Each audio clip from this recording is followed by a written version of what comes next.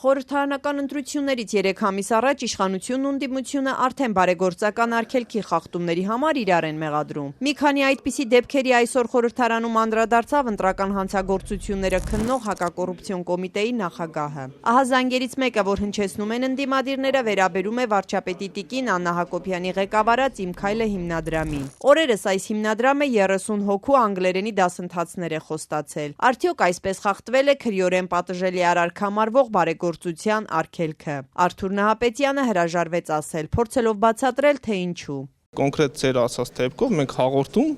հակակոռուպցիոն կոմիտեում չունենք այս բանին, բայց վաղը մյուս օր եթե ունենանք հաղորդում եւ եթե հիմա ես ձեր հարցին պատասխանեմ ու ասեմ իրավական առումով ստե ունենք բարեգործության արգելքը խախտելու հանցակազմ կամ չունենք, դրանով ես ինձ կանխորոշում եմ, որպեսզի հետագայում իրավական պրոցեսներում համապատասխան ճիշտ իրավական որոշում գնահատական տրվի։ Եթե մենք ունենանք ձեր ասած դեպքով հաղորդում կամ ունենանք ստուգողական գործողություններ, մենք դրանով կկայացնենք համապատասխան դատավարական որոշում եւ հանրությունը կիրազեկվի պատշաճ։ Իսկ ինչ քայլեր են իրականացվել իշխանականների ահազանգերի առնչությամբ, ՔՊԱ-ականները պնդում են, թե բարեգործության արգելքը խախտել են գործարար Սամվել Կարապետյանի թիմից։ Սիրելի ուսանող, մոտ 100 ուսանողի խոստանալով վճարել 1 տարվա ուսման վարձ։ Այս մի դրվագով պարզվեց հակակոռուպցիոն կոմիտեն քայլեր ձեռնարկում է։ Այդ տեսանյութը եւս ուսումնասիրվում է։ Մինչ այդ հակակոռուպցիոն կոմիտեի նախագահը հայտնել էր, թե ուսումնասիրում են նաև Սյունիքի մարզպետի որոշման հանգամանքները, որով ընդհանուր առմամբ մոտ 1 միլիոն դրամ է բաժանվել մարզի մոտ 3 տասնյակ բնակչի։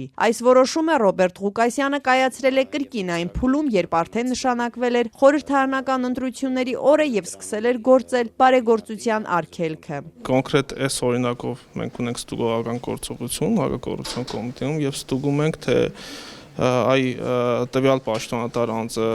կուսակցության անդամ է հանդիսանում, չի հանդիսանում, այդ գումարը պաշտվել է համապատասխան դիմումների հիման վրա քաղաքացիների, թե ոչ, ինչ նպատակ է հետապնդել այդ գումարի պաշտումը, երբ որ ավարտական ունենանք, արդեն ստուգողական գործողություններ ունենանք ավարտական process, այդ դրա մասին նորից եմ ասում, հանրությունը կիրազեկվի կոնկրետ ձեր ասած դեպքում։ Ընտրական օրենսգրքով հանրապետության նախագահի կողմից ընտրությունների նշանակման պահից սկսած այն կազմակերպությունները, որոնց անվանումները կարող են ասոցացվել ընտրություններին մասնակցող կուսակցությունների անվանումների հետ կամ ղեկավարվում են այդ կուսակցությունների կողմից, մինչև ընտրության արդյունքների ամփոփումը չեն կարող բարեգործություն անել։ Այս արարքը ենթադրում է 3-ից 6 տարի ազատազրկում։ Լրագրողները հակակոռուպցիոն կոմիտեի նախագահին դարձյալ հարցրին, ինչու չի ցանկանում խոսել վարչապետի տիկնոջ հիմնադրամի հայտարարությունից։ Գուցե կաշկանդված է, այս դիտարկումը վրդովվեցրեց Արթուր Նահապետյանին։ Եւ եթե րոպեներ առաջ պնդում էր, թե Աննա Հակոբյանի ղեկավարած հիմնադրամի հայտարարության մասին հաղորդում չեն ստացել, արդեն հակառակը հայտարարեց։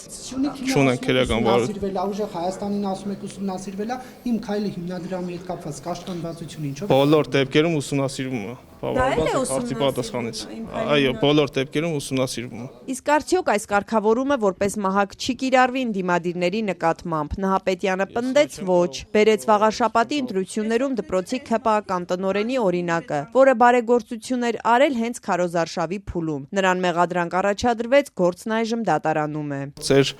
այն մեկնաբանությունը, որ կախված թե որ կուսակցությունից է եւ այդ ըստ այդմ էլ նաեւ